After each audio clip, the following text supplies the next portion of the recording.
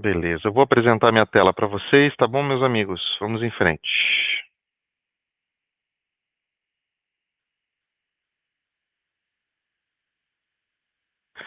Então, começando a aula então sobre patologias abdominais, eu apresento a vocês essa imagem, ok? É uma imagem típica de um ultrassom de abdômen. A gente nota que é um aparelho um pouquinho mais antigo, né? Eu queria fazer uma pergunta assim: todos que estão na aula hoje fizeram alguma aula prática de abdômen já? Se alguém não fez, eu peço que fale comigo agora aqui. Tem alguém que não fez aula prática ainda ou não fez aula prática de abdômen em específico? Ainda não fiz não, doutor. Eu iniciei o curso recente. Iniciou o curso recente. Então, o que eu vou te pedir? É o Janderson que está falando? Jaderson? Isso, isso. O que eu vou te pedir, Jaderson? É o seguinte: tem alguns conceitos que eu vou trabalhar que vão parecer um pouquinho mais difíceis por serem novos. Vai depender de você parar um pouquinho, estudar o material que está disponível no ambiente virtual de ensino e rever a minha aula gravada depois. Vai fazer diferença para você, tá bom? Tranquilo, tranquilo. Beleza? Então, Beleza. olha só. Nessa imagem aqui, nós temos uma imagem do pâncreas, ok, pessoal? Nesta imagem, nós conseguimos identificar parte do lobo esquerdo hepático, praticamente todo o pâncreas, excetuando-se parte da cauda, que está até fora da tela, e uma parte aqui com interposição gasosa, ok? Temos aqui também, não tão bem definido, um corte transverso da artéria aorta, tudo bem? E um corte transverso da artéria mesentérica superior, ok? Vejam bem, por que eu quis parar justamente nessa imagem, tá? Por que essa imagem aqui na aula? Numa das aulas práticas que eu participei, dois ou três colegas me perguntaram, falaram assim: professor, tenho muita dificuldade quando eu estou fazendo exames de abdômen, colegas que já fazem na prática ou que no dia a dia não fazem ainda, mas fazem nas aulas práticas, né? Eu tenho muita dificuldade de encontrar o abdômen, aliás, o pâncreas, né? Vamos lá. Nesta imagem aqui, nós estamos vendo uma imagem de transdutor convexo, ok? Que é aquele transdutor barrigudinho que vocês utilizam para o ultrassom obstétrico também. O primeiro passo que nós temos aqui dessa imagem para encontrar o pâncreas é colocar o transdutor convexo próximo à região epigástrica, a divisão entre o tórax e o abdômen do paciente, ok? Vejam que, por que isso? Porque na região epigástrica, nós vamos utilizar uma janela ocasionada pelo lobo esquerdo hepático que permite, na maioria das vezes, a visualização do pâncreas, ok? O pâncreas é um órgão pequeno e muitas vezes nós vamos ter parte do estômago, até de alças intestinais, impedindo essa adequada visualização.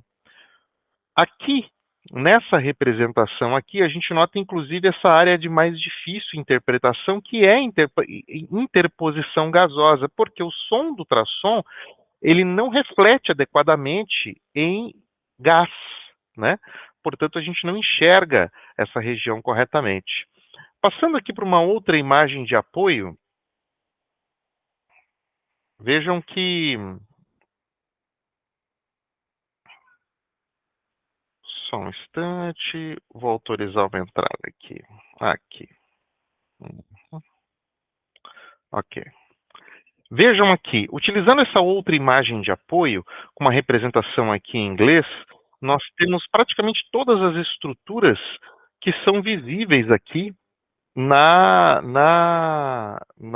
janela epigástrica, vendo o pâncreas, ok?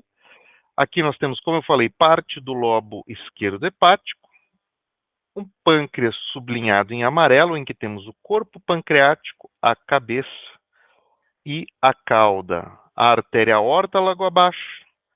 Aqui, logo acima, entre a artéria aorta e o corpo pancreático, nós temos a artéria mesentérica superior, correndo em meio ao pâncreas, fazendo esse formato aqui em curva, nós temos a veia esplênica, que nesse ponto aqui ela se conflui com a veia mesentérica superior para formar a veia porta, ok? Que adentra o hilo hepático, né? E aqui temos vértebras, um corpo vertebral até formar sombra acústica posterior, por se tratar de uma estrutura óssea, né? E temos aqui a veia cava inferior, certo? Então vejam, meus amigos, muitos de vocês talvez já tenham feito exames abdominais e tenham essa dificuldade. Qual é o primeiro passo, então, para a gente conseguir lá no exame encontrar o pâncreas? É encontrar justamente esse ponto de confluência aqui, ó.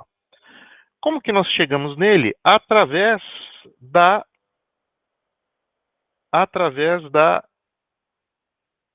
aqui, uma imagem aqui do meu Pax, para que vocês possam ver, através da veia porta. Porque a veia porta, meus amigos, é mais fácil de ver, principalmente se você pedir para o seu paciente fazer uma inspiração profunda, ok? E segurar o ar, porque isso vai empurrar o diafragma para baixo, empurrar toda a estrutura hepática por uma zona mais visível, né?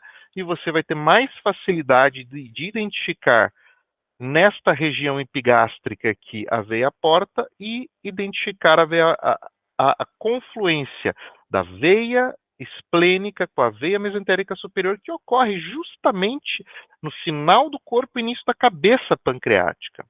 Vão haver casos em que nós vamos ver apenas parte do pâncreas. Então, por exemplo, neste caso aqui, nós temos uma paciente com pouco tecido adiposo, né? Dá para ver aqui em cima, isso aqui é tecido adiposo. E a gente tem uma representação boa da cauda, ok? Porém, existem pacientes em que a gente não vai ver essa região aqui, e na descrição do nosso laudo, a gente justamente vai ter que descrever que o pâncreas foi parcialmente visibilizado devido à interposição gasosa, e descrever que aquela porção que a gente viu estava normal, ok? Por que comecei com isso, pessoal? Porque vocês podem me perguntar, professor, este pâncreas da imagem, ele está normal? Sim. Nessa região aqui, no mínimo, né? Não temos outras imagens da varredura, mas é uma varredura normal. Então, vejam, trabalhando esse conceito aqui, nessa paciente aqui, nós estamos vendo a textura do parênquima pancreático, certo? E vemos aqui que esta textura é uma textura que se assemelha à textura do parênquima hepático, do lobo esquerdo, que está aqui em cima. Nessa parte mais superior aqui, nós temos um ajuste de ganho um pouquinho menor, por isso que ela ficou escura. Não é que tem patologia aqui, tá, pessoal? Não confundam. Na prática, vocês vão ver muito isso, né? Que às vezes, se você faz um ajuste inadvertido no aparelho ou não bem feito, você pode confundir, né? Então, voltando ao raciocínio, nós temos uma ecogenicidade semelhante. Temos aqui uma interface, certo? Entre o parênquima do corpo pancreático e o lobo esquerdo. Então, nós temos aqui estruturas que são isoecogênicas, ok? Isoecogênicas, ecogenicidade semelhante. E é isso que nós esperamos do pâncreas na maioria dos casos. Porém, pessoal, o pâncreas ele tem uma ecogenicidade que varia, né, ao longo, principalmente da idade do paciente. Nós percebemos que a ecogenicidade do pâncreas em pacientes mais idosos, principalmente porque o pâncreas sofre naturalmente uma lipossubstituição, ele começa a ficar impregnado de gordura, então ele vai ficando mais ecogênico. Então é normal que em pacientes mais idosos ou até de meia idade eu tenha um pâncreas hiperecogênico, ok? E o pâncreas normalmente isoecogênico ou até levemente hipoecogênico em pacientes mais jovens. Isso nos remete à seguinte questão, veja, se eu for me basear na ecogenicidade, pode ser difícil afirmar que um pâncreas está adoecido. Olhando aqui, nós não vemos nenhuma imagem nodular, por exemplo, né? Porém, e uma pancreatite? Qual seria a aparência dela? Nessa imagem aqui, veja que nós temos um pâncreas mais heterogêneo em seu corpo, ok? Essa é a primeira questão. Nós temos essa parte aqui que é gordura mesentérica um pouco mais hiperecogênica aqui na volta. E nós vemos que, em relação principalmente àquela outra imagem, tudo bem que isso pode ser subjetivo, né? Nós temos aqui um corpo pancreático um pouco mais gordinho, certo? Se nós tivéssemos ainda outros achados aqui, como líquido livre aqui na região, né? Em conjunto com uma história de dor abdominal em faixa, uma suspeita clínica, este é um pâncreas que aqui representaria um aspecto inicial de uma pancreatite aguda, ok? Principalmente por essa heterogeneidade. Veja como essa textura aqui tem focos ecogênicos de permeio. E aqui um pâncreas normal eu tenho, mas são puntiformes e é pouco, né? E o pâncreas é mais homogêneo, né? Então nós temos que ter esse parênquima homogêneo. Lembrando, não vamos fazer como vemos às vezes, de dissociar a história clínica do que nós vamos ver, né? Então não vamos dizer que temos pancreatite se esse paciente não tiver história, tanto no pedido médico como numa anamnese breve, né? Que devemos fazer em todos os atendimentos que vamos fazer, né? Eu vou voltar aqui para nossa tela, abrir minha câmera aqui novamente, né? E para que vocês me enxerguem e eu enxergue vocês aqui também. Pessoal, então, vocês, quem já faz na prática ultrassom, né? Talvez alguns de vocês já façam exames no dia a dia ou tenham tido mais áreas fracas. Tem alguém que tem essa dificuldade? Tem alguém aí que tem essa dificuldade em encontrar o pâncreas no exame? Tem alguém que gostaria de relatar aí a sua dificuldade, só para a gente discutir um pouquinho essa questão do pâncreas que a gente viu até agora nesses slides? Ô, doutor, aqui é o Flávio, tudo bom? Ô, Flávio, tudo bem, meu amigo? Como é que você está? Beleza. Então, eu tive uma dificuldade de ver o pâncreas, mas assim, essa imagem que você mostrou aí do seu aparelho, ela ficou perfeita. O aparelho que a gente usou lá, essa segunda imagem aí, eu vi ele melhor dessa segunda imagem sua, que você postou aí. Mas a primeira imagem eu não consegui fazer ela. Eu não sei se era eu mesmo ou por aparelho ser mais antigo e ter uma dificuldade ali no início, né? Mas eu tive dificuldade sim de ver o pâncreas. E essa aula aí tá me abrindo horizontes aí.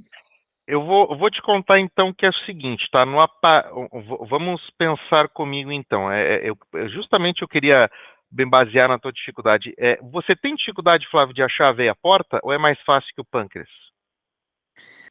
Não, depois que você falou aí da veia porta aí, eu vi que fica bem mais fácil, porque se você achar a veia porta e fazer o segmento, mas durante a prática, eu queria só encontrar o pâncreas, eu não me baseava pela veia porta.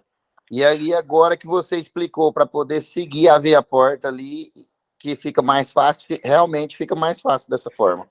É isso aí. E lembrando, eu peguei um exemplo de uma paciente ali com um panícula adiposo abdominal muito pequeno, uma paciente magrinha. Então é mais fácil, na maioria das vezes, ver o pâncreas nesse tipo de paciente, certo? Porque não tem atenuação sonora que a gordura abdominal causa, né? Então, no paciente brevilíneo, geralmente sexo masculino, com panícula adiposo, vai ser mais difícil de ver. E aí, essa estratégia de usar a seguia através do fígado, utilizando as relações anatômicas, vai se tornar o exame muito mais fácil. Então, pessoal, pancreatite aguda ou outras patologias pancreáticas, nós só podemos querer encontrá-las a partir do momento que a gente encontra o pâncreas, ok? Como é um órgão abdominal mais difícil, eu quis me deter nisso, até baseado na dúvida da última turma, né? Vou apresentar aqui minha tela novamente e mostrar um outro detalhe bem interessante aqui para vocês. Olha só. A gente tem aqui Aham. A gente tem aqui essa imagem de um caso meu. Então, vamos dar uma olhadinha aqui, ó. Olha só, eu tenho aqui, veja que aqui eu tenho um corte representando uma boa parte do lobo esquerdo hepático na tela. Amigos, façam essa imagem nos seus exames, ok? Façam essa imagem nos seus exames. Porque nessa imagem ali, você vai conseguir ver, além do lobo de estabelecer, você vai estabelecer várias relações anatômicas aqui, entre a aorta, ok? Estão vendo essa estruturazinha aqui? Eu quero chamar a atenção disso. Isso aqui, lá na frente, quem for fazer uma prova de título, o pessoal da prova de título adora perguntar aqui. Estão vendo que tem uma estrutura levemente que faz quase um triângulozinho. Eu vou destacar ela aqui para vocês. Está vendo isso aqui, ó? Ó, bem aqui, ó. Eu tracei uma interface aqui, ó, né? Essa estrutura aqui é o chamado pilar diafragmático, ok? Está bem no centro do diafragma, fica aqui próximo ao fazendo uma interface entre a aorta e o lobo esquerdo, né? Apenas por curiosidade. Veja que eu tenho pâncreas aqui, ó. Eu tenho corpo pancreático aparecendo aqui. E aqui em cima eu estou vendo a veia mesentérica superior, ok? Ter em mente essas relações facilita o seu exame, porque quando você quiser saber se esse corpo pancreático ele está ou não heterogêneo e hipoecogênico em relação ao parênquima hepático, para dizer que há uma pancreatite aguda, como na imagem ali do nosso slide, veja como é uma imagem diferente, né? Aqui heterogeneidade, aqui isoecogenicidade. Aqui, mais uma vez, colo, cabeça, corpo e cauda pancreática bem representadas, né? Agora, uma imagem da vesícula, vamos passar um pouquinho mais, porque eu quero mostrar para vocês. Estão vendo essa imagem aqui, pessoal? Essa imagem aqui foi obtida numa janela intercostal à esquerda e é uma imagem do baço com uma medida longitudinal do baço, ok?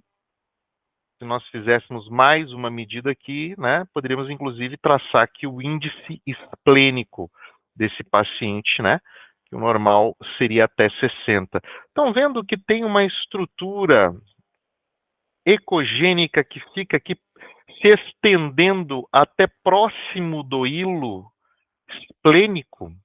Vejam aqui que eu tenho essa área aqui, e essa área aqui está, principalmente em relação a essa porção mais superior, um pouquinho mais hiperecogênica, né? Mas com uma ecogenicidade até semelhante, porque aqui nesse exame ficou atenuada essa parte mais próxima da pele. Isso aqui, meus amigos, é a cauda pancreática, ok? A cauda pancreática tem uma relação anatômica íntima com o baço, ok? Vejam que essa ecogenicidade está semelhante àquela outra lá, ó. Ok? Eu não consigo botar na mesma tela, eu acho rapidamente aqui, ó. Olha lá. Cauda nem sempre é possível ver, mas às vezes é possível ver aqui. Então, por exemplo, uma neoplasia de cauda de pâncreas poderia ser visível nessa paciente através dessa janela intercostal. Isso que vocês estão vendo pretinho aqui é sombra acústica de costela e aqui também, né? Nessa paciente foi feita essa imagem em inspiração profunda, né? Através dessa janela e foi documentado todo o pâncreas, ok? Neste exame aqui. Tá bom, pessoal? Então, aqui, pancreatite aguda, pessoal, não é uma doença tão frequente no dia a dia, certo? Lembrando que o pâncreas, ele tem medidas anatômicas que nós podemos fazer, ok? Nós temos um padrão de que a cabeça pancreática mediria menor do que 2,6 centímetros, ok? Para a maior parte dos livros, o RUMAC, que é um livro técnico que a gente usa muito, segue essa medida. O corpo pancreático até 2,2 centímetros, ok? O ducto pancreático, deixa eu ver se ele está visível naquela outra imagem lá. Não está visível aqui, é uma paciente que teria um duto muito fininho, né?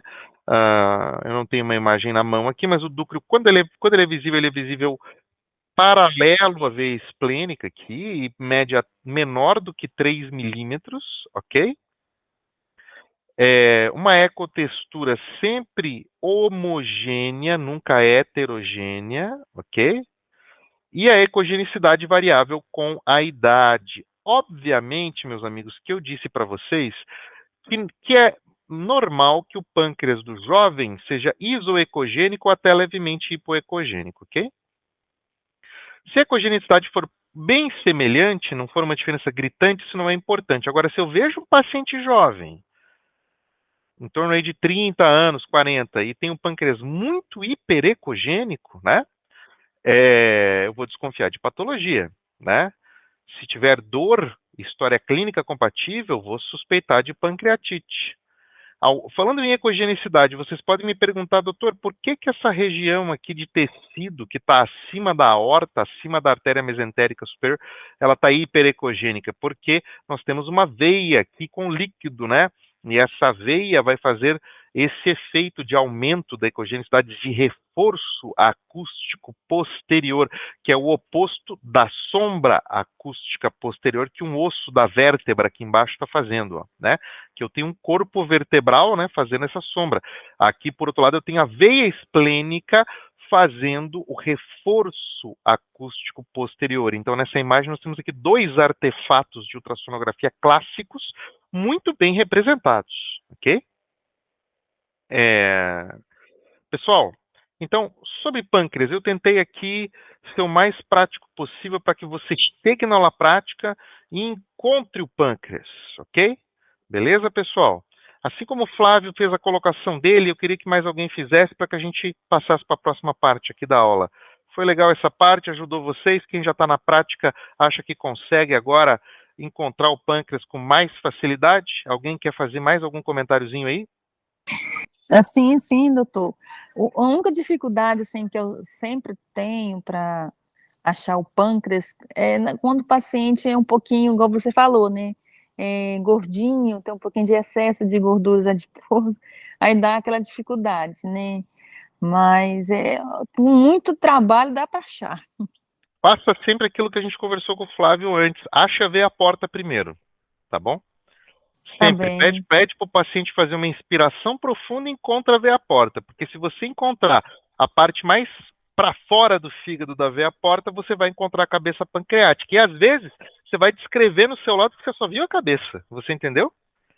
Entendi. Você vai descrever pâncreas parcialmente visibilizado devido à interposição gasosa excessiva e exame limitado por adiposidade abdominal aumentada. Aí você bota vírgula, cabeça pancreática com aspecto habitual, por exemplo. Entendeu? É Entendi. possível. Vai botar em muito exame isso. Claro, não em todos, a gente vai tentar sempre ver. Mas tem muitos pacientes que nós vamos ver só a cabeça, ou só a cabeça e o corpo. Entendeu? Ok? Beleza. Eu acho que encerramos essa parte. Então, eu vou passar daí para um órgão que está próximo ao pâncreas, porque é outro lar de grandes dúvidas da maioria dos colegas, porque tem muita patologia num espaço, num órgão anatômico relativamente pequeno, mas é importante para a ultrassonografia, que é a vesícula biliar, tá?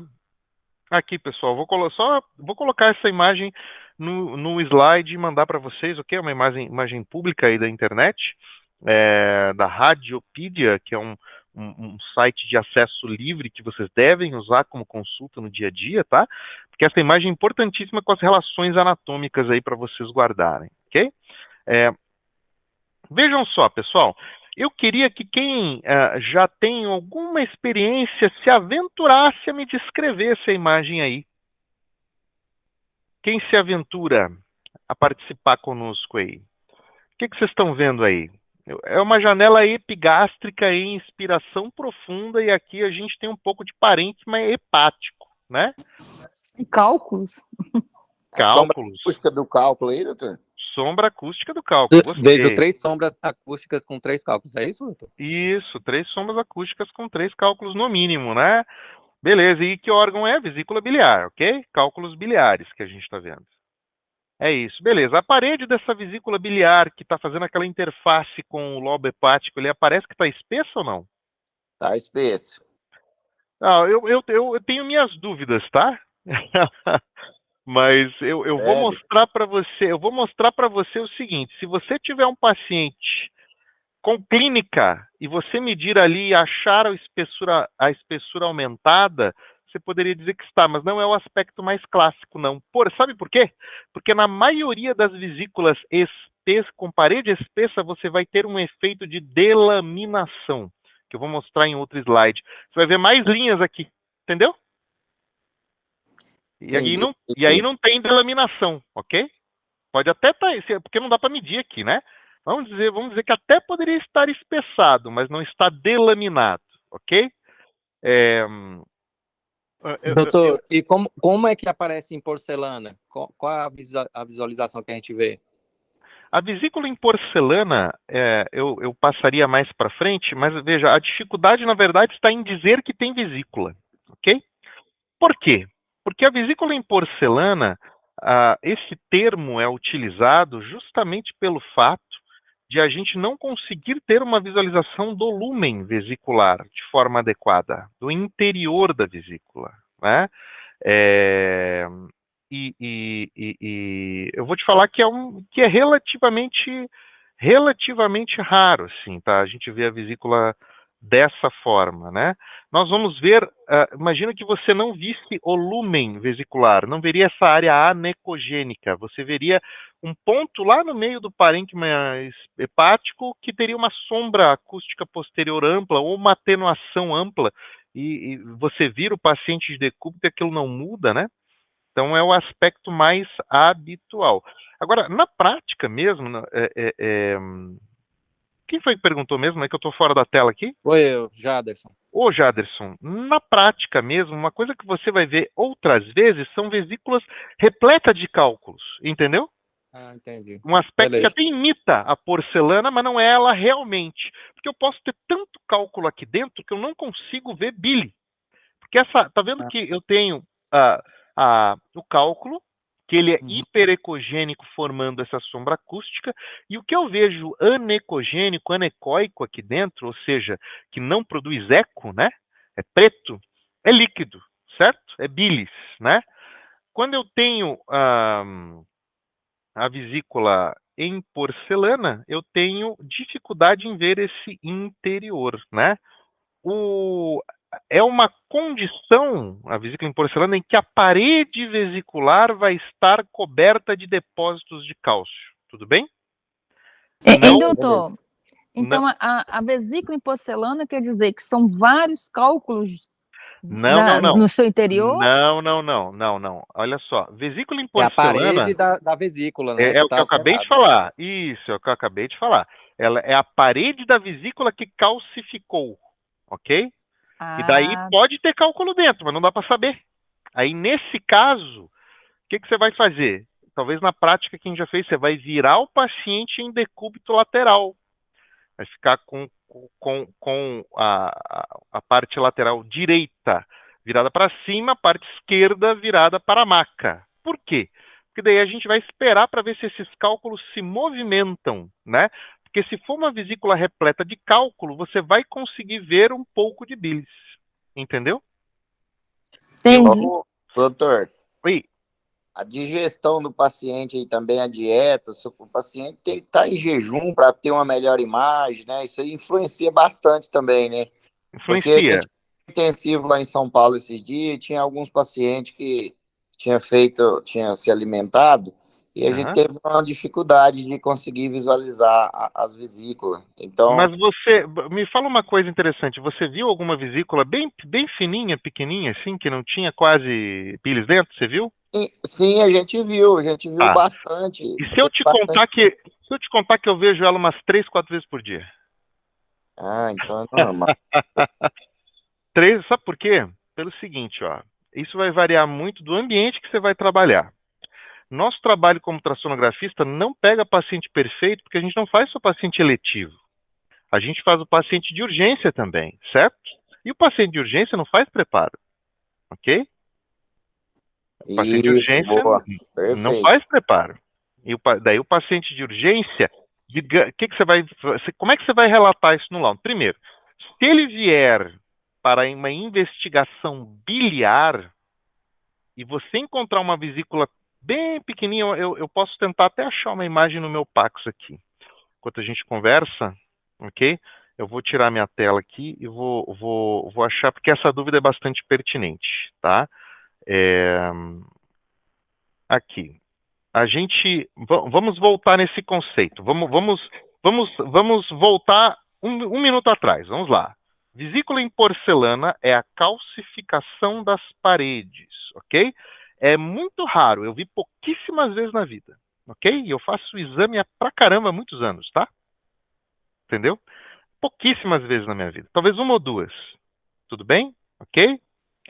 Na vesícula em porcelana é aquela vesícula que eu vou virar o paciente, eu não vou conseguir ver movimentação de cálculo, ele estando em jejum, porque eu espero que quando eu vire o paciente em decúbito, o cálculo se movimente, ok? Não é isso? Né? Entenderam a lógica, pessoal? A vesícula é um saco de água, de líquido. Quando eu estou em pé aqui, ó, ela está aqui, certo? Ela está aqui, ó. Se eu virar ela, o que está dentro vai andar, não é? Aí eu sei que é cálculo, ok? Na vesícula em porcelana, eu não tenho essa questão. Eu tenho, na maioria das vezes, uma colecistopatia crônica, ok? Por N motivos, tá? Eu tenho uma vesícula adoecida que teve processos inflamatórios, colangites, ok? Cólicas biliares. Eu tenho paciente, às vezes, com outras patologias que são comorbidades, como a diabetes, como bebida alcoólica, etilismo crônico. E esse processo atípico de colecistite crônica ocasiona a calcificação das paredes. Vocês entenderam o contexto agora? Ok. Eu posso ter cálculo lá dentro? Posso, mas não dá para ver, porque eu vou ter sombra acústica. Tá, ponto. Aí, eu tenho cálculos biliares, ok? Cálculos biliares vão ocorrer. Tem uma certa epidemiologia, tudo bem?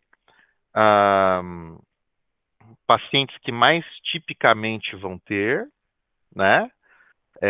Esses cálculos. Sexo feminino, uso de anticoncepcional, quarta, quinta década de vida, pacientes que emagreceram muito, que tiveram um processo de perda de peso, uso de alguns remédios, história familiar positiva, né?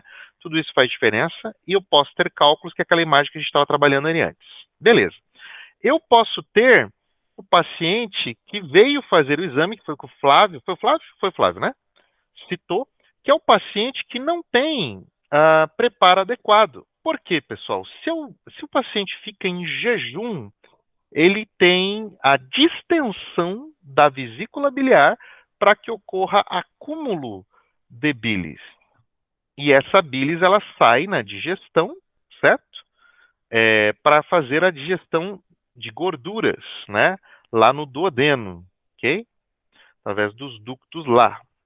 Então, estou achando aqui um examezinho aqui para a gente dar esse exemplo, que é comum a gente pegar isso no dia a dia. Por quê? Eu vou ver pacientes muitas vezes que vieram para o exame e não foram bem orientados, não fizeram. Aqui, pessoal, aqui, ó. Olha lá. Aqui eu tenho um exemplo, ó. Veja que essa é uma vesícula de uma paciente até idosa, ok? Que ela está de pequenas dimensões. Neste caso aqui, a paciente tinha um espessamento parietal, porém, não era um espessamento parietal por colecistite. Eu já vou explicar por quê. Doutor, não estamos vendo a imagem, não. Opa, perdão. Às vezes eu sou tão rápido no raciocínio e esqueço. Vamos lá. Aqui, ó. Agora sim. Podem falar quando isso acontecer, tá? Aqui, pessoal. Agora estão vendo, né? Pequenininha essa vesícula, Sim. certo? Porque é uma paciente que não conseguiu ter o jejum correto. Ou às vezes a paciente não pode ficar sem se alimentar, ou ela veio para o exame, não veio achando que ia fazer um exame de abdômen, ela veio para emergência, né? Doutor, e Oi. nesse caso aí, pode ter a presença de cálculos e a gente não está vendo aí? Acontece Pode, esse fator? pode, Ah, pode, tá. pode. Hum, Porque aquela imagem do slide mostra cálculos clássicos de grandes dimensões, ok? Tá vendo aqui? sim, Né? sim. Mas eu posso ter cálculos de pequenas dimensões. Se eu mantiver só o paciente durante o exame em decúbito dorsal, o que é um erro grande na ultrassonografia de abdômen, e muito recorrente, por pressa, ok? Se terminar o exame, não que não hajam casos que a gente não vá fazer isso, ok? Por N motivos em exames de urgência, mas é, eu preciso, nos exames eletivos, e quando é possível, virar o paciente, pessoal. Porque eu posso ter aqui no infundíbulo vesicular pequenos cálculos que vão se movimentar quando você colocar o paciente de lado. Não é verdade? Entenderam o conceito? Sim, doutor. No caso, tem que virar o paciente, é isso? Tem que virar o paciente, sempre. Ok? Aí quando você tem que fazer o seguinte, Certo. você vira o paciente e você já aproveita e dá uma olhada melhor no rim e no lobo direito hepático, ok? Né? Usando a janela intercostal ali, não é verdade? Aí, no caso, mesmo com Você ela pequena assim, vai dar para ver a movimentação dos cálculos, não é isso? vai dar para ver, né? Entendi. Obviamente que esse é um caso que você vai descrever isso como um limite, ok? Como que você descreveria? Eu já vou explicar, ó. Vesícula biliar de pequena, com baixa repressão ou de pequenas dimensões. Eu gosto mais da palavra baixa dimensão. Esse exame aqui não é um exame meu, né? É um exame do colega. Eu geralmente não uso esse termo. Eu uso baixa repressão, ok? Vírgula. Sem anormalidades visíveis nestas condições. Ok? Entenderam a maneira de descrever? Sem anormalidades visíveis nestas condições. Ok? E, olha só que interessante. Não é só colecistite que dá aumento da parede da vesícula. Essa paciente aqui, ela tinha aumento da vesícula porque ela estava edemaciada, pessoal, por insuficiência cardíaca, tá? Edema generalizado aumenta a parede da vesícula. Vocês entenderam? Interessante, viu? Edema generalizado. Vou contar uma outra patologia que dá edema da parede da vesícula: dengue. É descrito em várias literaturas, tá? Você pega um paciente com dengue que vem com diagnóstico, vem ali com um quadro clínico esquisito, às vezes com dor abdominal, acaba fazendo ultrassom, vê lá um espessamento parietal, o paciente até tem dor, você não acha cálculo, vai um colega inadvertido e crava lá, colecistite alitiásica. Já viram esse termo? Sim. Colecistite alitiásica, meus amigos, é do paciente em ambiente de terapia intensiva, ok? Fora desse ambiente, ela é praticamente inexistente, tá? Porque é uma colecistite de paciente grave, ok? Paciente séptico, né?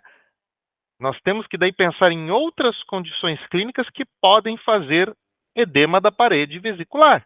Exemplo, dengue. Exemplo, ciência cardíaca. Qual outro exemplo? A nasarca, por hipotireoidismo, por uso de corticoide, porque alguém resolveu fazer uma hidratação excessiva naquele paciente. Quando você vai fazer o exame em ambiente hospitalar, a vesícula está com a parede aumentada porque ele fez um alto volume de soro fisiológico, por exemplo, uma iatrogenia, entenderam? Ou mesmo por dengue, o paciente tem dengue e vai ter que fazer aquele protocolo de alta hidratação, vai espessar a parede da vesícula, e não é colecistite, ok? Olha só que interessante, olha a diferença. Aqui, lembra que eu falei de delaminação? Olha que interessante aqui, ó. Conseguem perceber essa diferença? É uma imagem de um aparelho mais antigo, né? Mas a gente consegue ver bem aqui, ó, que eu estou vendo como se tivessem linhas hipoecogênicas na parede vesicular, não tem? Olha como a parede está espessa aqui e tem linhas com aspecto mesmo de edema. Olha nessa outra imagem aqui. Aqui nós temos o aspecto clássico da colecistite, ok? Diferente desse aspecto aqui, né? Aí lembra lá atrás que eu mostrei aquele primeiro slidezinho e quem viu falou, poxa, tá espessado aqui, né? Pode até estar, mas não é com esse aspecto aqui de colecistite aguda, ok? Então, sempre vai ter esse espessamento na parede, doutor, na colecistite aguda? Ele sempre vai ter, a questão é em que fase você vai fazer o exame, que é outro ponto que eu ia chegar, não é? Tá. Porque, veja, se você, como essas doenças, todas as doenças que são infecciosas, que são doenças inflamatórias, elas vão ter uma história natural clínica, não vão? Então, se eu fizer ultrassom no primeiro dia de adoecimento, eu vou ver um aspecto vesicular. Talvez eu veja esse aspecto aqui, ó. Não é verdade? E eu vou ter que procurar outros sinais, né? Quais são os sinais clássicos de colecistite aguda? Aproveitando essa questão que você levantou agora, ok? Aqui. Sinais clássicos de colecistite aguda, tá? Quem tiver aí com papel e caneta pode, inclusive, anotar. Vamos em ordem. Pessoal, a colecistite aguda é um processo inflamatório infeccioso da vesícula biliar, no qual o ultrassom tem alta sensibilidade diagnóstica, ok? 90 a 95% dos casos estão associados a cálculos biliares, ok? Guardem isso. 90 a 95% dos cálculos têm relação com pedras na vesícula, com cálculos, ok? Geralmente ocorre uma sequência de eventos. O paciente desenvolve cálculos vesiculares, ok? Cuidado para não usar o termo vesicais aí, né? Vesicais é um termo que se refere à bexiga, é vesicular, ok? Esse cálculo se move de maneira a causar uma obstrução ou no ducto cístico, ou no infundíbulo vesicular, ou em outra parte aqui da anatomia ductal do sistema biliar, né? Ocorre uma injúria inflamatória que atinge a mucosa, que altera a secreção dos sais biliares, ok? Produz muco, esse muco acaba entrando primeiro na parede, depois no lúmen vesicular, né? Vai ocorrendo essa distensão, então, da vesícula. Se eu ligar o Doppler, eu posso ver aumento do fluxo Doppler ao redor, ou líquido, às vezes, ao redor da vesícula biliar, e ocorre migração bacteriana secundária para cá. Então, não começa com bactéria. A bactéria ela migra para cá num segundo momento. O ultrassom é o exame mais sensível, ok? Para colecistite aguda. E quais são os sinais mais comuns? São dois, por evidência científica em meta-análise. São espessamento da parede biliar maior do que 3 centímetros, ok? É o primeiro, ok? O segundo, o sinal mais claro, ok? É a presença de fluido próximo das paredes vesiculares. E aí eu vou ter sinais secundários.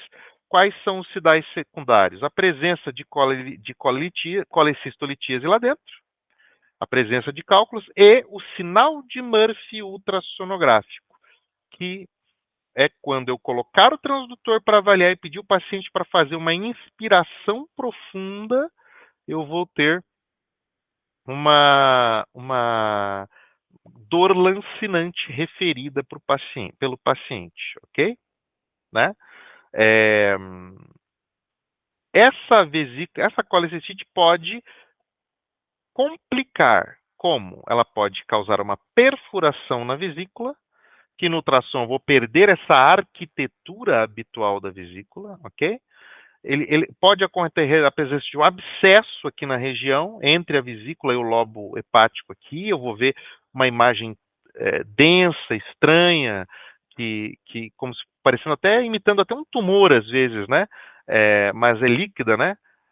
Pode ocorrer a colecistite enfisematosa, que é quando eu começo a ver que nem esse gás que está aqui embaixo, que é intestinal, dentro da vesícula, ok? A colecistite enfisematosa, né? Ou em casos muito raros, na verdade, casos que ficarem subtratados ou mal diagnosticados, né? Eu posso ter essa vesícula e esse abscesso, né, atingido estruturas ao redor, aqui fígado, vasos, causando hemorragia, enfim, vai depender do grau de complicação e de quanto tempo esse paciente está aguardando o diagnóstico. Qual é o dia a dia? Parede vesicular espessada. Em alguns casos, nós vamos ver também uma vesícula de tamanho aumentado, ok? Vesícula de tamanho aumentado. Geralmente, quando eu tenho uma vesícula que tem um diâmetro antero-posterior muito grande, ok? Um diâmetro uma vesícula que se usa o termo às vezes hidrópica. Então, eu faço a medida aqui, ó, transversa, essa que eu estou apontando, e ela é maior do que 4 centímetros, ou a medida antero-posterior, que é esta daqui, maior que 9 centímetros, ok? Só que eu só vou ver isso, pessoal, em algumas situações, não em todas, tá? Porque lembra que eu falei que a gente pode ver, às vezes, o paciente em parte do quadro dele. Eu estou vendo o começo da colicistite. Já aconteceu comigo, pessoal, muitas vezes, de eu ter um espessamento pequeno, de eu não ter fluido, de eu ter cálculo lá dentro, mas é um cálculo que se movimenta, né? De eu ter, por exemplo, outra entidade clínica, vocês estão vendo aqui, ó, uma densidade dentro da vesícula. Se isso aqui se movimenta com a mudança de decúbito, pessoal, isso pode ser lama biliar, ok? Já ouviram esse termo? Lama biliar é como se fossem microcálculos, né? Mas não utilizem essa palavra microcálculos, ok? Para nada em ultrassonografia, tudo bem? Sempre Guardem chega lama biliar, sempre os exames chega com esse termo aí. isso. Lama biliar pode usar, dá para usar. Microcálculos não usem, ok? Doutor, a Não, conduta de lama biliar é só controle mesmo com ultrassom em 6 meses, um ano, como que é? não, depende. Depende, tá? A conduta porque depende por quê, ok?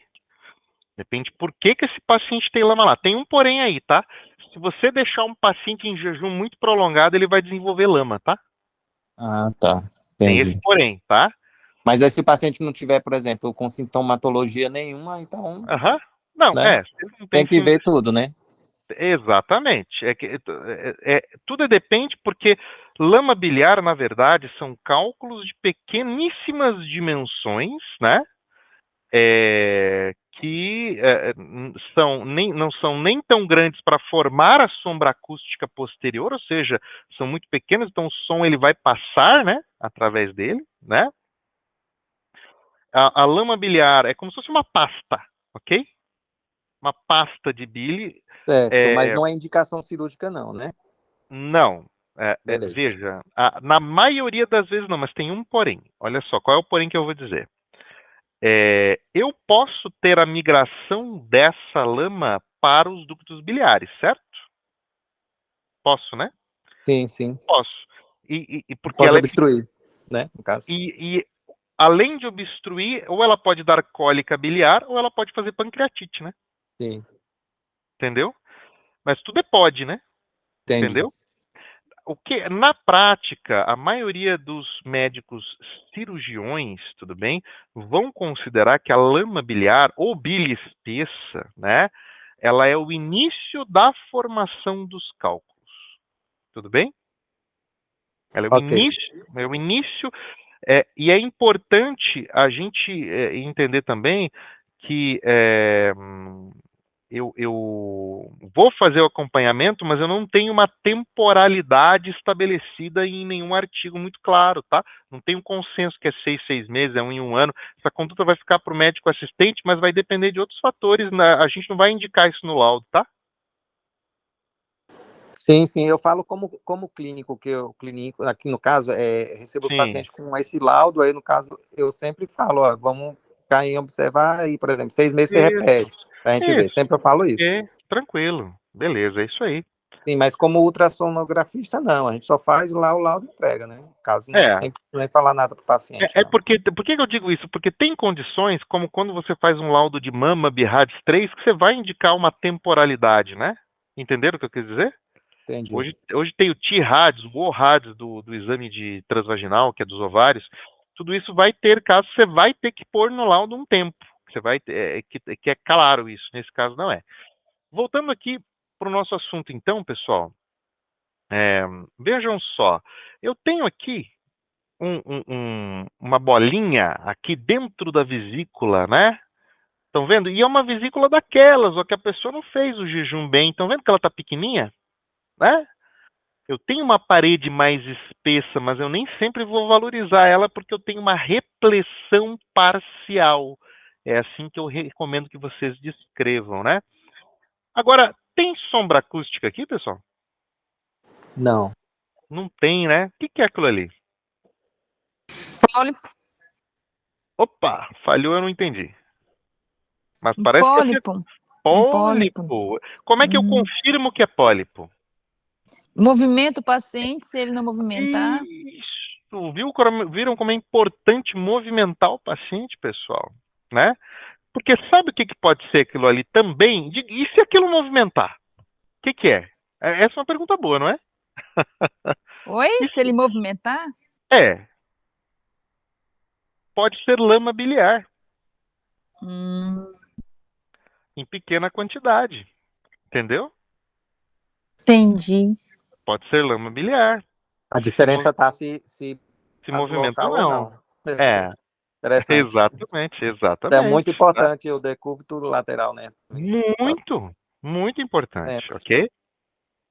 Então, mas eu não vi quem foi que respondeu, a nossa colega, mas foi muito bem, viu? Porque bate o olho ali, pólipo, é a primeira hipótese que vocês têm que ter, né?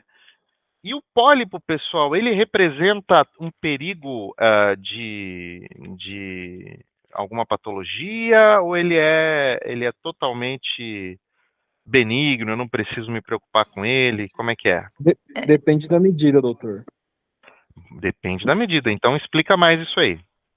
Como é que é? Ela tem uma medida específica que a gente avalia, né? Não Aham. tô lembrando agora o valor, Não tem problema mas, porque isso é variável, tá? Não tem problema mas, porque isso é variável. mas dependendo do tamanho que dá, se não me engano, é maior Sim. que 5 milímetros, ele tem mais Isso, chance de malignidade, que é uma indicação isso. cirúrgica. Exatamente. Isso aí não tem consenso, tá? Não tem consenso entre a literatura. Vão haver literaturas que falam em 1 centímetro, tá? A mais nacional, tá bom? Você tem artigos aí dos anos 2000 falando em 0,6 ou falando em 10 milímetros, que é 1 centímetro, ok? O estudo ah, um estudo feito com pós-cirúrgico, né? Lá dos anos 2000, que é um estudo interessante, feito lá na Europa e em Portugal, ele mostrou que até 30% de uma série de casos de remoção de pólipos biliares ou de colestectomias, né? Mostraram que até 30% eram, na verdade, acúmulo de colesterol. Ok? Olha que interessante. Não era um crescimento de tecido, né?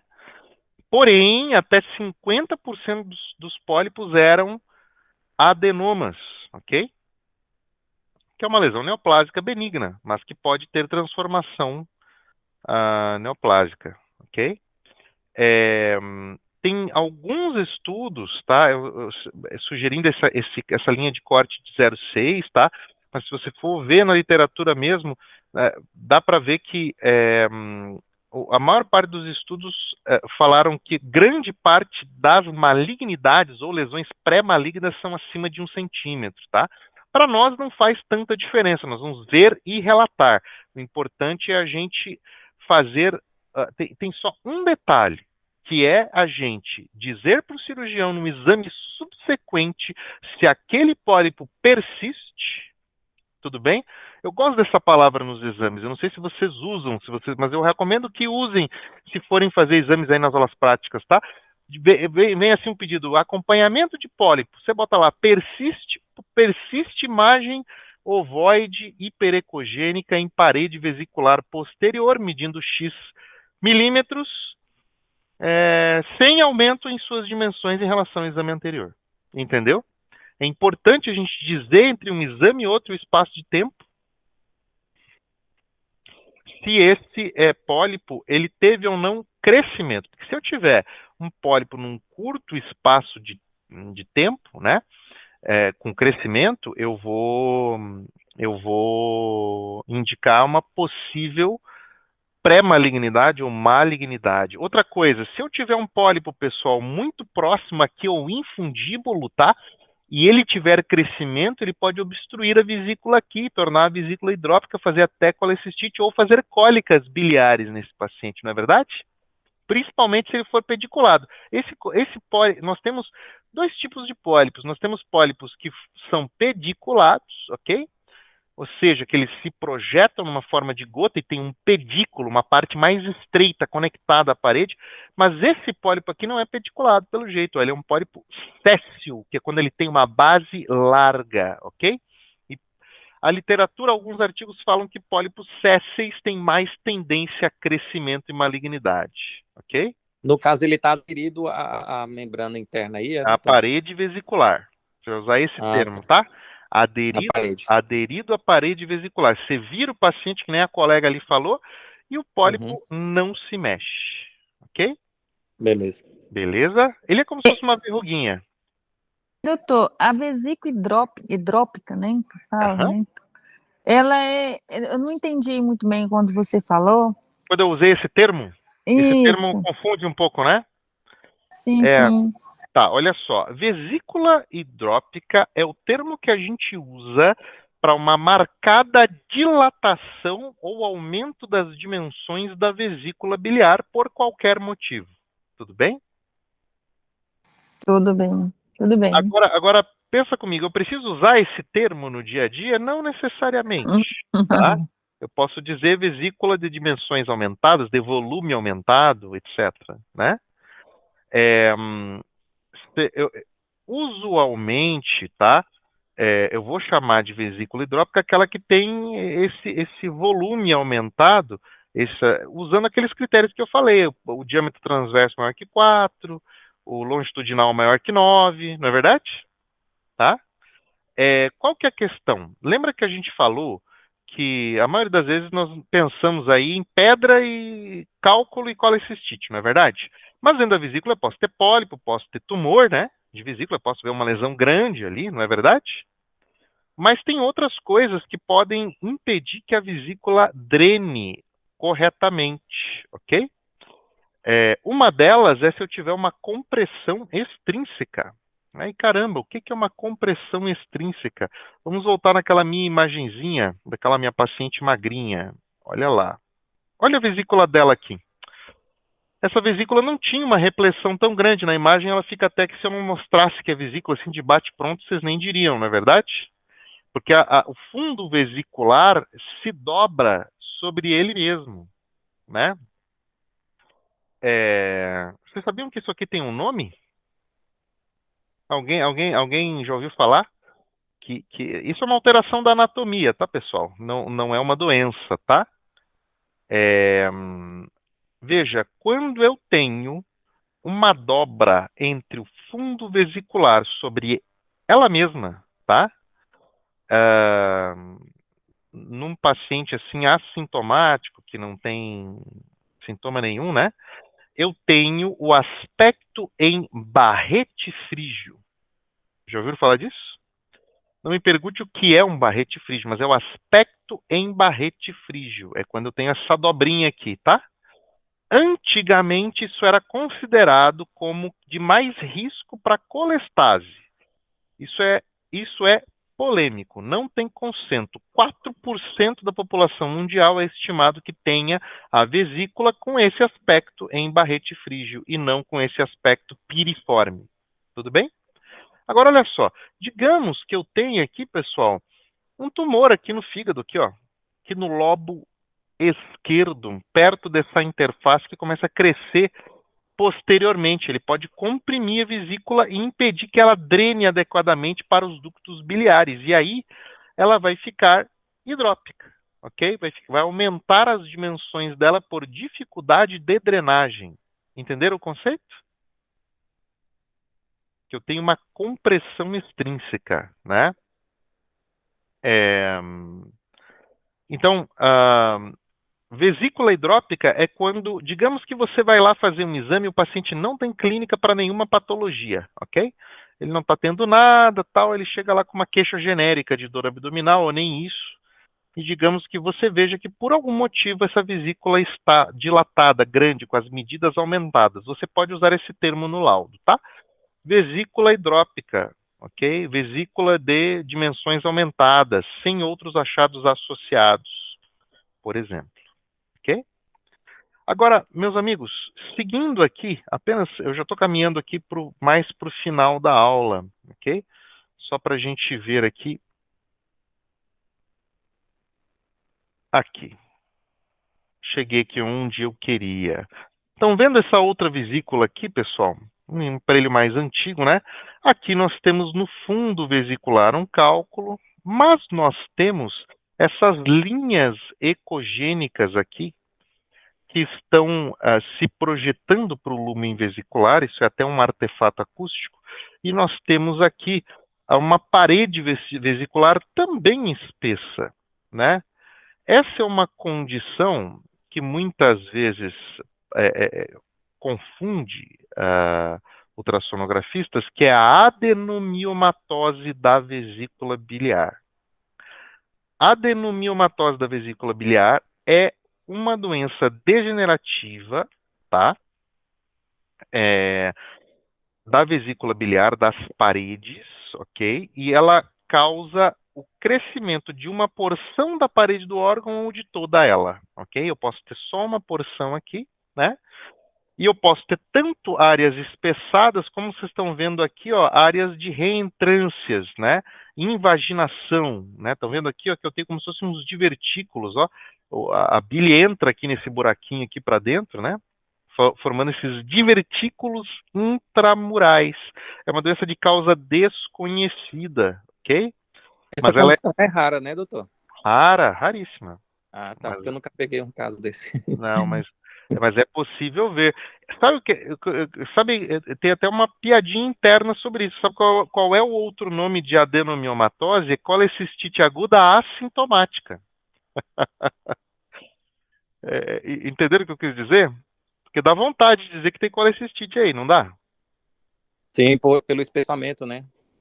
Pelo aspecto feio, né? Aham, Espessado, sim, delaminado, com cálculo, né? Mas sim. esse paciente ele vai vir às vezes assintomático, certo? Mas de qualquer forma aí é cirúrgico, tem que retirar mesmo, né? Sim, nesse caso, sim, porque pode causar sintomas de colestase, né? Fezes esbranquiçadas, urina escura, colúria, né? Icterícia, por colestase, né? Porque a bilis começa a não drenar corretamente, pode causar dor intermitente, né? Cólicas biliares, né? Então vejam, pessoal, é muito importante que se tenha essa doença em mente, porque ela pode causar confusão, né? Outra coisa, vejam que eu tenho essas linhas aqui se projetando para dentro. Estão vendo aqui? Isso aqui é um artefato acústico posterior em cauda de cometa, ok? E ele representa aqui uma alteração em uma estrutura da parede chamada seios de Rokitansky-Aschoff, ok? Não precisa decorar esse nome, só por curiosidade, que tem um nome, ok? Doutor, prevalência no caso aí é mais em pessoas idosas ou em qualquer idade? Não tão idosas, tá? Isso aí começa em torno dos 50 anos, ok? Ah, tá. Meia idade. A adenomiomatose ultrassonográfica ela é incomum, mas ela é muito comum em estudos que fazem um trabalho anatomopatológico pós-colicistectomia, tá? Porque tem a adenomiomatose, a gente está vendo aí, ela numa forma difusa, mas no início que eu me expliquei, eu falei que eu posso ter também uma adenomiomatose focal, eu não tenho uma imagem aqui, ok? Que é quando parte da parede está espessada, ok? Beleza. E a adenomiomatose, independente de focal ou difusa, ela 90% das vezes está relacionada a cálculos biliares, tá? Aí vai lá, faz a colecistectomia, manda para o patologista, vem lá dizendo que tem adenomiomatose. Até 9% das colecistectomias tem algum achado de adenomiomatose. Vocês entenderam? Mas no ultrassom ela não é muito prevalente. Por quê? Porque a gente não vê. Ela às vezes é muito inicial, ou ela às vezes é na parede posterior e você não consegue diferenciar, ou o cálculo não deixa a gente ver. Entenderam? Sim. Ok? Ok. Veja só.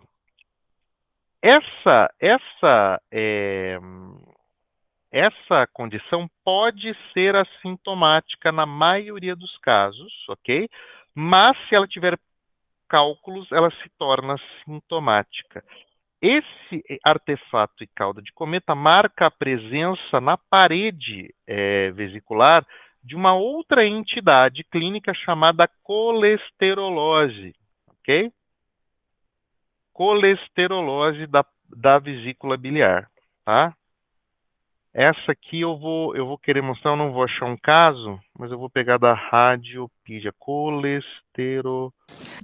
colesterolose é de colesterol, os cálculos, né? Não, de cálcio, né? Não, né? Colesterol, você acertou. Na verdade, ésteres de colesterol. Digamos que é uma parte do colesterol e dos triglicerídeos que se acumula na parede, entendeu? Aqui eu estou num site, Entendi. eu usei aqui um recurso, pessoal, que é um site de livre acesso muito legal, que é a Radiopídia. Não sei se vocês usam no dia a dia, recomendo que usem, tá? Porque ela tem material livre aqui de estudo pra gente, né? Então, olha só, eu tenho uma imagem aqui que eu vou trazer de uma vesícula dessas bem feiosas aqui.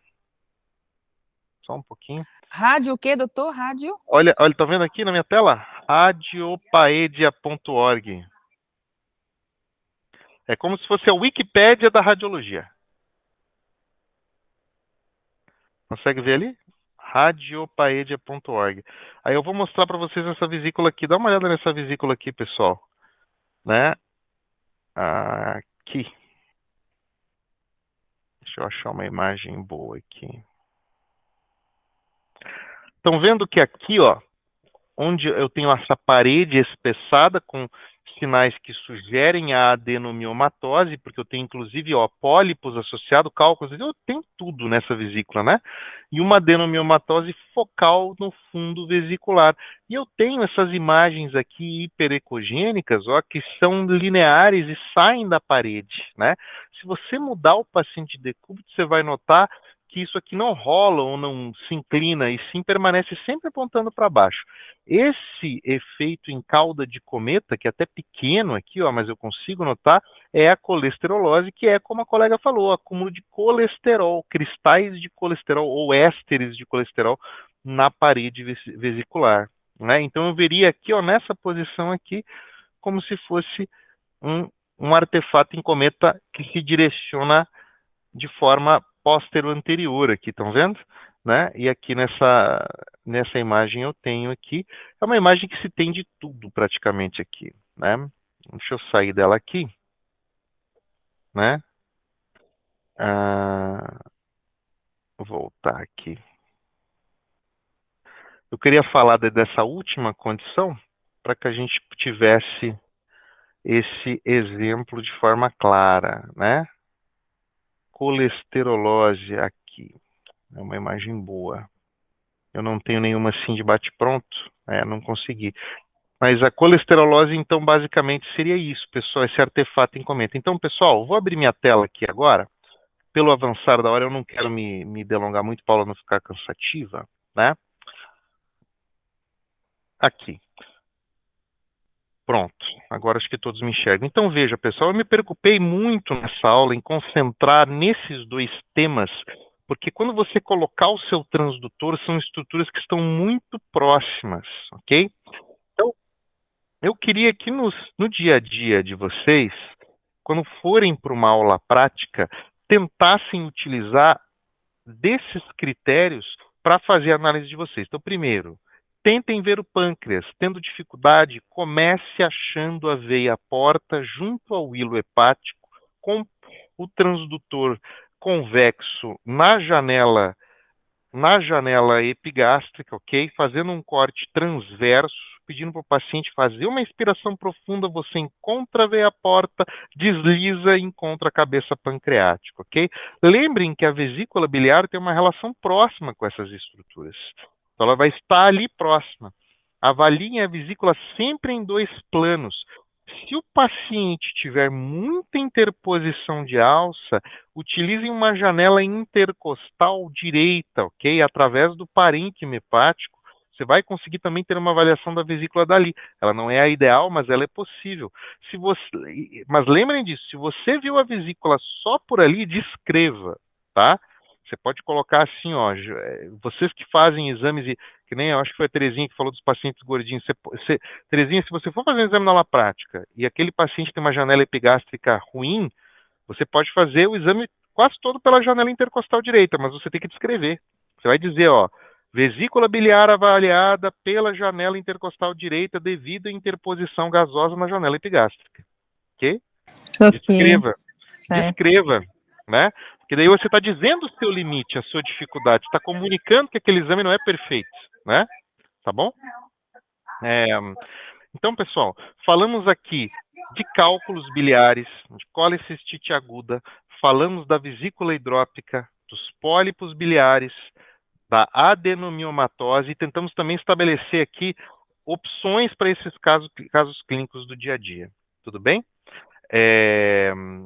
Eu queria perguntar agora especificamente de vesícula, se alguém quer levantar a bola de mais alguma condição antes de eu finalizar, passar para a parte final aqui da aula. Aproveitem, pessoal. Sobre a questão de pólipos, doutor, na vesícula. Ok. É preocupante, qual a indicação? É muito difícil a localização, a observação? Olha, o diagnóstico, se o paciente estiver com jejum adequado, ele vai ser um diagnóstico tranquilo de fazer, ok? Se o paciente tiver com uma vesícula, o preparo adequado, é um diagnóstico bom. Se você souber identificar a vesícula bem, lembrando daquela diferença que o pólipo não forma sombra acústica posterior, né? Normalmente nós no exame vamos relatar o tamanho com uma medida apenas e a quantidade. Nós vamos dizer a maior medida e quantos pólipos estamos vendo e vendo exames anteriores se esses pólipos cresceram ou não. Na maioria das vezes eles são assintomáticos e não evoluem para nenhuma doença durante o tempo. Na maioria das vezes. Então não é algo preocupante, tudo bem? Porém, precisa ser monitorado, como o colega citou anteriormente. Ok? Beleza. Beleza. O Gleitson, eu ouvi que você entrou agora, você já estava na aula antes? Ou chegou só agora? Eu acabei, é que eu estava num culto, Não. quase agora. Fica tranquilo, não é por isso que eu mantei. Eu só queria saber porque, para dar a explicação correta, a aula está sendo gravada, então você vai poder ver depois. Fica bem tranquilo, tá? Show de bola. Beleza, isso é tranquilo. Todos nós trabalhamos muito, eu garanto. E temos nossas atividades também, né? Extra. Pessoal, agora, seguindo em frente aqui, eu vou voltar na minha apresentação para a gente fazer a última parte aqui da aula e encerrar para a gente descansar, tá bom? Eu me preocupei em trazer estruturas anatomicamente conjuntas. Por quê? Eu acho que fica mais fácil de, no dia a dia, vocês terem um aprendizado lá nas aulas práticas, né? Então, vamos utilizar a imagem aqui para exercitar um conceito aqui interessante, né? Beleza. Pessoal, eu vou dizer aqui alguma coisa para vocês terem base. Nós estamos vendo aqui o lobo direito hepático, uma imagem de aparelho mais antigo, então é uma imagem mais granulada, mas é um parênquima normal, tudo bem? Nós estamos vendo aqui parte de uma das veias hepáticas, ok? Passando por aqui. Aqui é lobo direito, mas não temos aqui a visualização do rim nesse plano, né? E nos chama a atenção este achado aqui, uma imagem. Hemangioma hepático. Hemangioma hepático. Hemangioma. Isso. Provavelmente um hemangioma hepático, é o diagnóstico mais comum, né?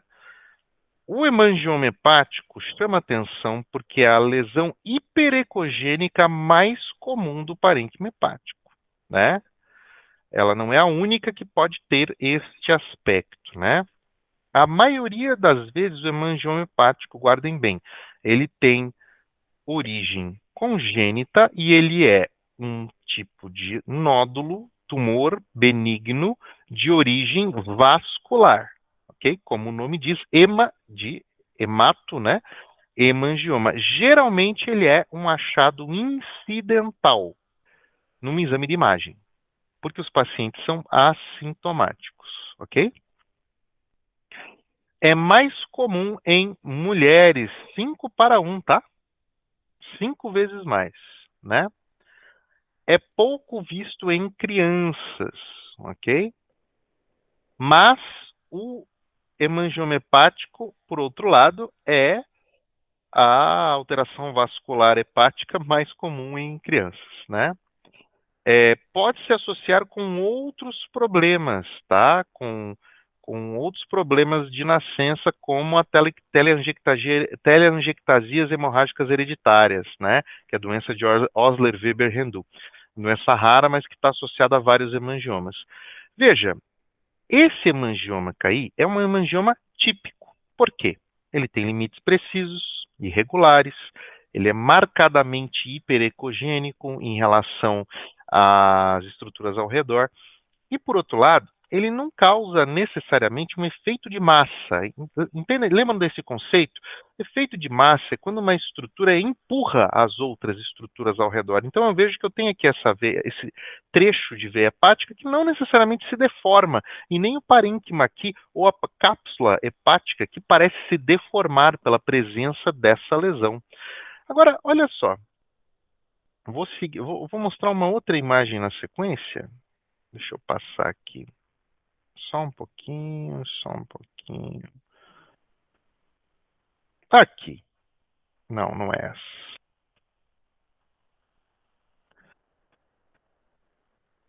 Eu quero mostrar uma outra imagem para que a gente raciocine em conjunto, né? Deixa eu passar lá para cima. Aqui, pessoal. Agora vejam aqui.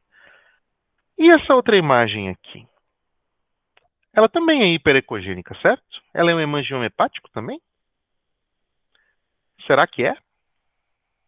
Né?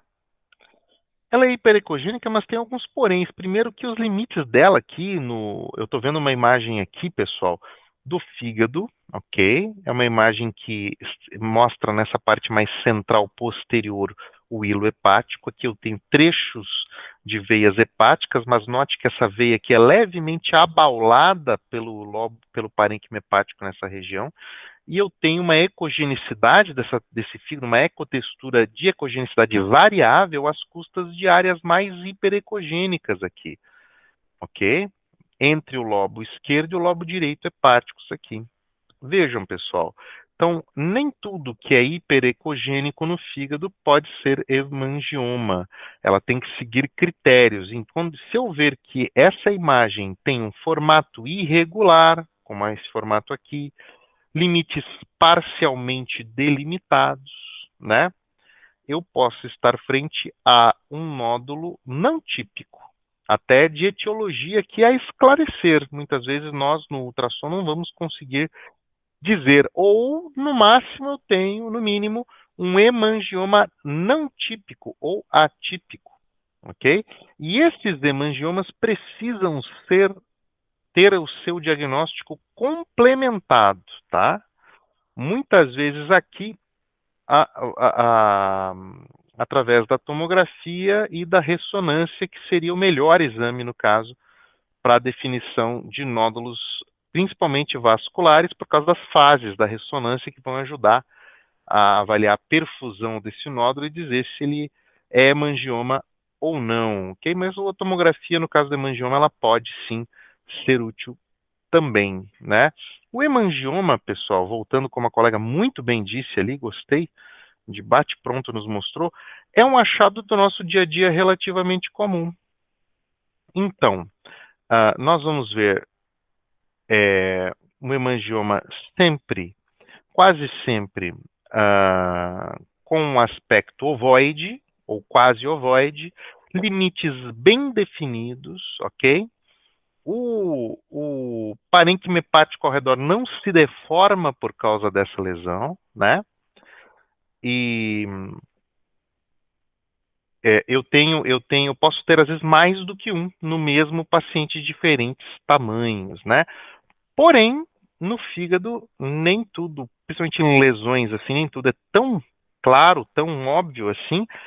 Outros nódulos até benignos, tá? Como a hiperplasia nodular focal e o adenoma hepático, podem ter esse aspecto também hiperecogênico, ok? Então, sempre laude sugerindo, mas não compatível com, né? Imagem nodular em parênquima hepático do lobo direito, sugestiva de hemangioma hepático. Se você notar algo no seu exame que, por exemplo, uma área de heterogeneidade textural ou variável, você não diga que é hemangioma, chame de outra condição. O hemangioma, na maioria das vezes, ele não precisa ser acompanhado, você vai informar no exame, né, a localização dele, as medidas, e é basicamente isso, ok? O hemangioma, ele tem, como eu falei, diagnósticos diferenciais e até mesmo eu já vi também metástases do parênquima hepático que imitam o aspecto de hemangioma. Tudo vai ter que ver com a clínica do paciente, né? Porque se você pegar aqui um hemangioma num paciente emagrecido, com história de neoplasia, com ascite ou com outras alterações, você pode sinalizar para o médico assistente que não seria um hemangioma clássico aquela lesão, né? Ou que careceria de, no mínimo, de uma complementação através de outro exame que você pode sugerir no próprio laudo. Agora, esta outra lesão aqui, veja só, eu tenho aqui uma área do parênquima hepático, uma imagem de qualidade não tão boa, que tem um aspecto aqui nodular também, mas que não tem a ecogenicidade aumentada, né? Nós podemos ter, como lesões comuns e benignas, outras duas, a hiperplasia nodular focal e o adenoma hepático, ok? A maioria das vezes essas lesões elas são similares entre si, porém, na maioria das vezes que nós tivermos, por exemplo, o adenoma hepático, nós vamos ter uma lesão hipoecogênica em até 40%, ok? Ela vai ser isoecogênica em até 30%, ok? E, como eu falei, pode ser hiperecogênica também. Se eu ligar o Doppler aqui, a gente pode ver uma circulação ao redor, mas dificilmente dentro aqui, né? Ela geralmente é heterogênea, mas ela é bem delimitada, né?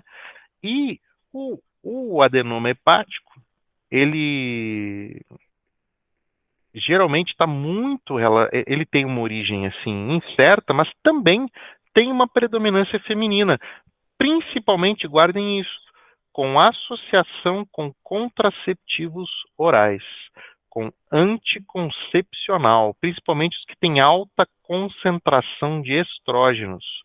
Outra coisa, abuso de esteroides anabolizantes, pessoal, podem causar o adenoma hepático, obesidade mórbida, diabetes mellitus ou síndrome metabólica de longo prazo, né? Elas podem ter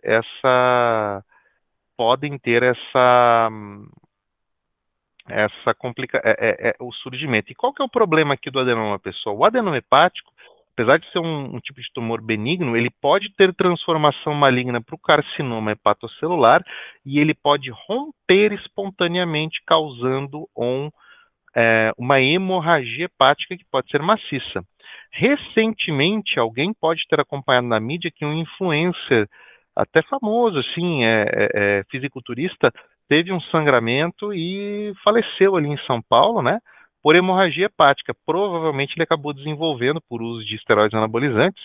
Não falo aqui nem contra nem a favor, não é essa a questão, só para que a gente leve em conta a epidemiologia, né, e ele acabou falecendo por uma ruptura de um tipo de tumor desse.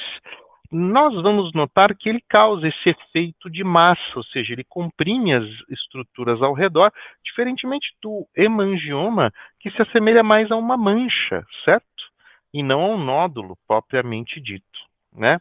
Muitas vezes, nós vamos ter uma outra condição que não é associada a essa questão hormonal, então guardem, o adenoma hepático é relacionado a hormônios, ok? Mas podemos ter a outra condição, que é a hiperplasia hepática focal, ok? Já a hiperplasia pode ter um aspecto até semelhante a esse, né? A hiperplasia nodular focal do fígado geralmente ela é o segundo tumor mais benigno, né? O hemangioma, é o tumor benigno mais comum, a hiperplasia nodular focal. O segundo não tem relação com hormônios, né? É raríssimo ocorrer em homens, ou seja, ocorre muito mais em mulher, ok?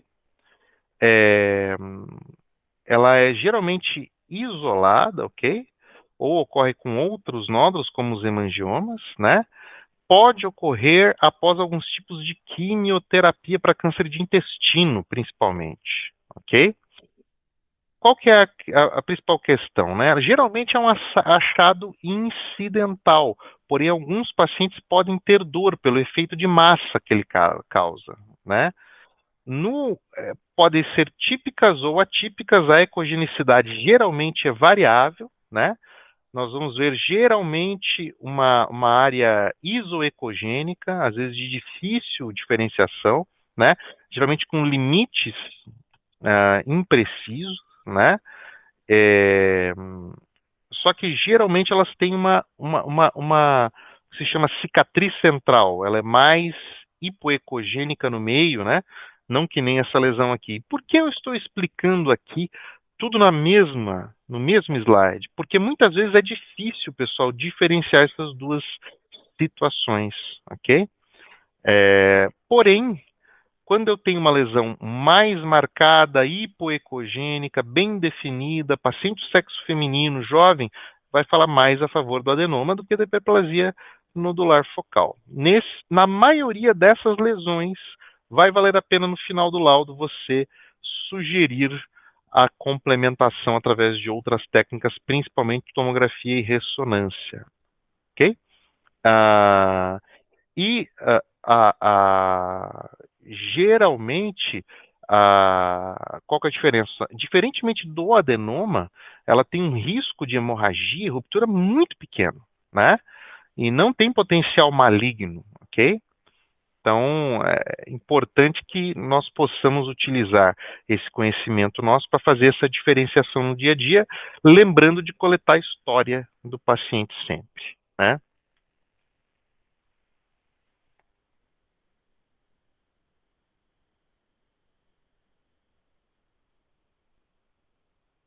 Pessoal, estamos chegando aqui num horário mais avançado, então eu vou abrir para perguntas agora. Eu acho que a gente vai ficando cansado, vai ficando mais difícil de acompanhar, mas vocês viram aí que eu quis trazer uma aula mais focada na prática de vocês, né? Vou deixar essa aula toda gravada para vocês. Eu devo subir também lá para a área algum material complementar adicional, até sobre essa última parte, para que fique mais claro, vocês tenham mais acesso à informação, né? Tem vários detalhes que a gente poderia falar sobre, como localização dos segmentos hepáticos, etc., mas eu acho que ficaria muito pesado para uma aula só, né? Estamos aí quase 2 horas aqui. Então, pessoal, alguma dúvida final, algum comentário que alguém gostaria de fazer? Essa é a nossa última aula aí, EAD de 2023, né? Então, são os momentos finais para vocês perguntarem para mim aí. Doutor, eu tenho uma dúvida que eu gostaria de fazer. A diferenciação de algum tumor, alguma lesão secundária a algum tipo de câncer abdominal, algum CA, eu gostaria de saber, a diferenciação seria mais na quantidade de nódulos, na característica, ou e da clínica do paciente, ou tem alguma outra coisa que você utiliza para sugerir complementação desse exame? Bom, Eu entendi sua explicação. Se a gente for à risca em livro-texto, em materiais mais antigos, a gente vai ver que a gente pode, até pela característica, pela ecogenicidade, pela presença ou não de calcificações, sugerir a origem daquela lesão. Se ela é primária ou secundária e se ela de que tipo de câncer que causou, né? Onde está o tumor primário, né? Baseado no tecido, né? Que causou aquilo. Qual que é a questão? A questão é que a gente vai ter uma capacidade técnica por detalhamento maior das outras técnicas, né? E muitas vezes a gente fazer isso pode não ser produtivo, né? Pode não ter motivo para a gente descrever.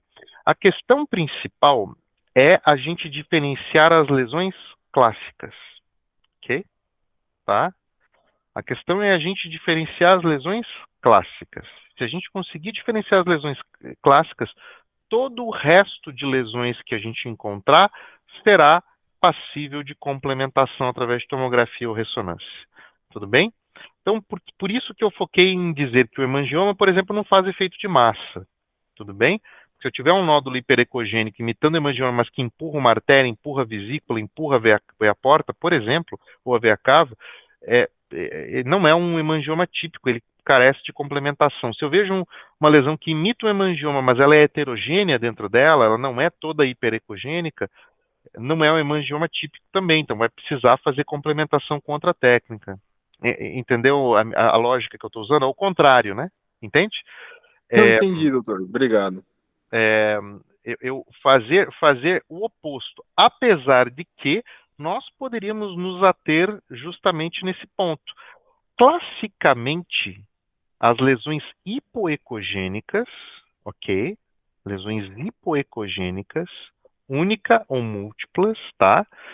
São lesões suspeitas de lesão hepática primária ou hepatocarcinoma no paciente que tem história clínica. Exemplo, paciente com hepatite C crônica, ok? Paciente etilista crônico. Esse é o paciente que eu vou procurar essa lesão hipoecogênica clássica, que é uma lesão de hepatocarcinoma primário. Tudo bem? As lesões metastáticas podem ter aspecto variável. Tudo bem? Só que daí elas também não vão parecer essas lesões clássicas que eu descrevi. Entendeu? Mais ou menos o que eu quis dizer? Super bem. Eu tive um paciente como clínico, né? Que Uhum. veio justamente com um exame de ultrassonografia com um sugestivo de implante secundário. Por isso que eu fiquei na dúvida semana passada. A diferenciação, mas agora deu para entender então, doutor. Obrigado, tá? Ficou muito claro mesmo. Tá. Talvez veio por implante por história clínica. Você acha que tinha história clínica já? Tinha uma dor abdominal muito específica, aí eu pedi, ele veio e depois complementei com uma TC e veio com CA de pâncreas, de cauda. Então. Provavelmente no ultrassom não deu para ver a cauda, né? Não estava descrito nada no ultrassom. Não dava para ver a cauda, provavelmente, porque a cauda é difícil de ver, né? Lembra que a gente viu ali no início da aula, né? A cauda é difícil de ver, então às vezes a gente não vai conseguir ver. Só que se a gente não vê, a gente tem que descrever. Eu acho que esse que é o ponto, né? Porque se a gente não pode afirmar que não tenha nada lá, né? Outra questão que você falou é o Doppler. Veja que eu posso ter metástases hepáticas hipervasculares, tá? E nenhuma dessas lesões clássicas é hipervascular. Eu não vou ter alta captação de fluxo ao Doppler interna nelas. E geralmente, veja, quando eu tenho uma metástase que veio de um tumor primário gastrointestinal, coloretal, pancreático, ela tem uma tendência a ser hipervascular. Você ligar o Doppler e ela ficar cheia de vaso, entendeu? É uma outra diferença. Sim. Entendi. Né? Apesar de poder ser tudo bem variável, assim, realmente no ultrassom, ok? Aí, você me lembrou de um ponto interessante, tá? Vocês já viram calcificações hepáticas? Já viram, assim, ou em paciente, ou em laudos que vocês pegam como clínicos? A calcificação hepática, ok? Quando eu tenho, pessoal, uma calcificação, parece um cálculo biliar, deixa eu ver se eu tenho uma imagem aqui. Quando eu tenho uma calcificação hepática única, eu posso até chamar ela de calcificação e não me preocupar muito com ela, tudo bem? Só que toda vez que eu pegar um grupo de calcificações, eu preciso sim me preocupar com ela, porque eu posso estar vendo um nódulo isoecogênico, até metastático, que formou calcificações dentro, ok? E aí isso tem que ser complementado. O que, que eu vejo às vezes? O colega vê um grupo de calcificações, né? É, e descreve como algo benigno. Mas não dá para ter certeza. Se é um grupamento de calcificações, ele pode ser um nódulo, certo? Carece de complementação. Se eu tenho uma calcificação puntiforme, aí tudo bem. Mas se eu tenho um grupo de calcificações, é esquisito no fígado, ok? Pode ser cicatricial de uma hepatite que ele teve, pode, mas não dá para afirmar pelo ultrassom, ok? Precisa de contraste. Agora que você chamou a atenção, vou te mostrar uma imagem. Eu falei que não ia projetar mais aqui, mas olha só que interessante essa imagem aqui. Olha lá, isso aqui é uma metástase, tá? Qual que é a questão aqui? Se eu vejo só essa área hiperecogênica, eu posso achar que isso aqui é um hemangioma, não posso? E ela tem até limites, parece que bem definidos, só que eu tenho uma área dentro que torna a ecogenicidade dela variável. Então ela não é um hemangioma clássico. Então, se ela não é um hemangioma clássico, eu não posso dizer que é hemangioma no laudo e eu tenho que sugerir complementação, ok? Eu só sei que é porque o caso está dizendo que é, né? Ela poderia ser outro tipo de lesão, por exemplo, um adenoma hepático com alta infiltração gordurosa, né? Um adenolipoma hepático pode existir e ser benigno, né? É o contraste lá da tomografia ou a fase do contraste, a fase do fluxo, né? Que vai me dizendo na ressonância se isso é metástase ou não. Mas é legal dar esse exemplo para dizer que nem tudo que reluz é ouro, né?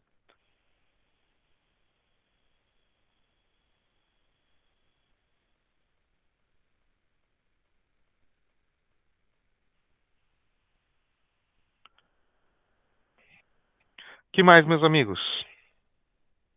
Doutor, a aula foi ótima, gostei muito, viu, da aula. Foi a primeira vez assim, que eu tenho assistido com esse ano. Obrigado. Foi muito boa. Obrigado, viu? Muito Foi. interessante a aula, doutor. Muito obrigado também. Que bom. Valeu. Obrigado, Jadson. Obrigado, Terezinha. Que bom que vocês gostaram aí. Sinal que é para voltar mais vezes. É, Certo, obrigada aí, viu? nada. Qualquer coisa me assistam lá nas aulas gravadas que também vale, né? Ok. Pessoal, é isso. Obrigado. Obrigado, Marione, Gleidson, Priscila, Angélica. Obrigado, vocês que estão até o Bom, fim. professor. Obrigado. Muito boa aula. Valeu. Obrigado. Valeu. E espero que nos vejamos em 2024 novamente para mais algumas aulas. Desejo a todos vocês um excelente final de ano e uma ótima semana. Valeu? Para você também. Valeu, Obrigado. valeu. Boa Boa noite, noite. Um doutor. abraço. Tchau. Tchau.